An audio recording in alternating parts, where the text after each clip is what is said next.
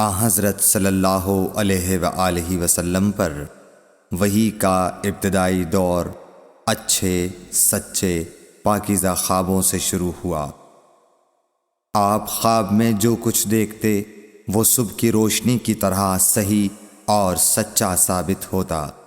پھر من جانب قدرت آپ تنہائی پسند ہو گئے اور آپ نے غار حرا میں خلوت نشینی اختیار فرمائی اور کئی دن اور رات وہاں مسلسل عبادت اور یاد الہی و ذکر میں مشغول رہنے لگے۔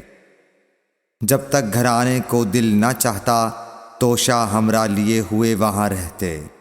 توشہ ختم ہونے پر ہی اہلیہ محترمہ حضرت خدیجہ رضی اللہ تعالی عنہا کے پاس تشریف لاتے اور کچھ توشہ ہمراہ لے کر پھر وہاں جا کر خلوت گزین ہو جاتے۔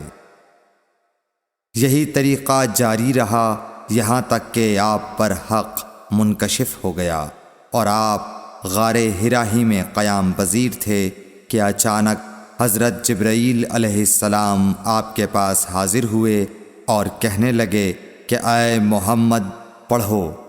آپ فرماتے ہیں کہ میں نے کہا کہ میں پڑھنا نہیں جانتا۔ آپ صلی اللہ علیہ وسلم فرماتے ہیں کہ فرشتے نے مجھے پکڑ کر اتنے زور سے بھینچا کہ میری طاقت جواب دے گئی۔ پھر مجھے چھوڑ کر کہا پڑھو۔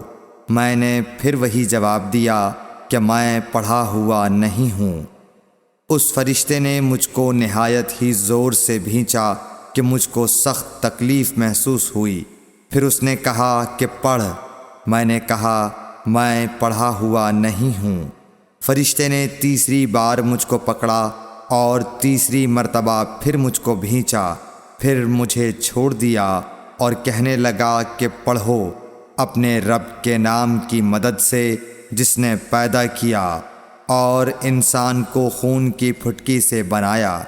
پڑھو اور آپ کا رب بہت ہی مہربانیاں کرنے والا ہے۔ بس یہی آیتیں آپ حضرت جبرائیل علیہ السلام سے سن کر اس حال میں غار حرا سے واپس ہوئے کہ آپ کا دل اس انوکھے واقعے سے کانپ رہا تھا۔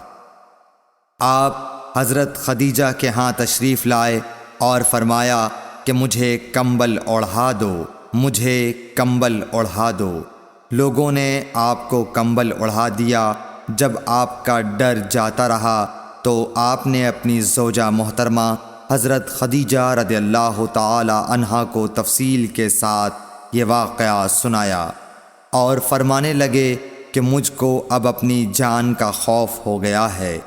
آپ کی اہلیہ محترمہ حضرت خدیجہ رضی اللہ تعالی عنہا نے آپ کی ڈھارس بندھائی اور کہا کہ آپ کا خیال صحیح نہیں ہے۔ اللہ کی قسم آپ کو اللہ کبھی رسوا نہیں کرے گا۔ آپ تو اخلاق فاضلہ کے مالک ہیں۔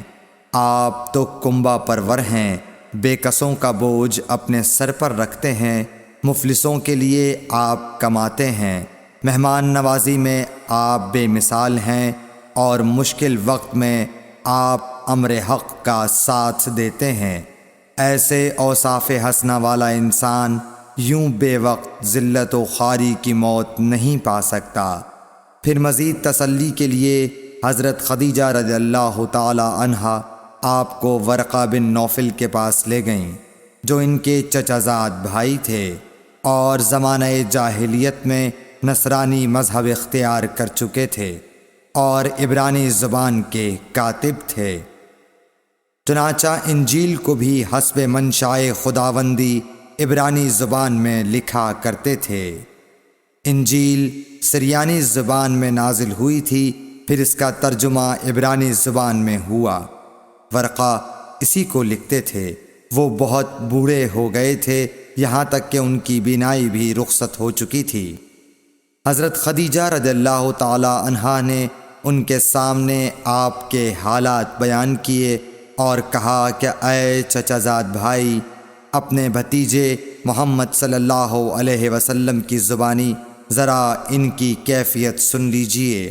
وہ بولے کہ بھتیجے آپ نے جو کچھ دیکھا ہے اس کی تفصیل سناؤ۔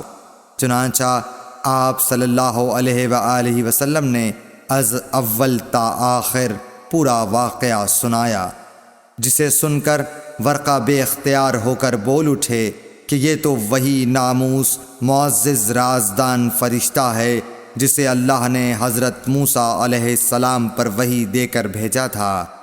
کاش میں آپ کے اس عہد نبوت کے شروع ہونے پر جوان عمر ہوتا، کاش میں اس وقت تک زندہ رہتا جب کہ آپ کی قوم آپ کو اس شہر سے نکال دے گی۔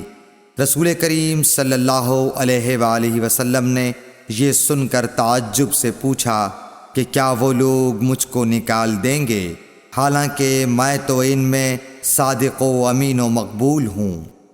ورقہ بولا، ہاں یہ سب کچھ سچ ہے، مگر جو شخص بھی آپ کی طرح امر حق لے کر آیا لوگ اس کے دشمن ہی ہو گئے ہیں۔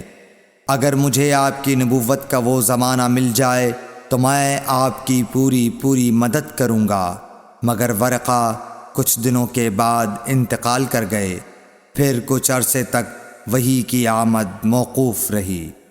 صحیح بخاری حدیث نمبر 3۔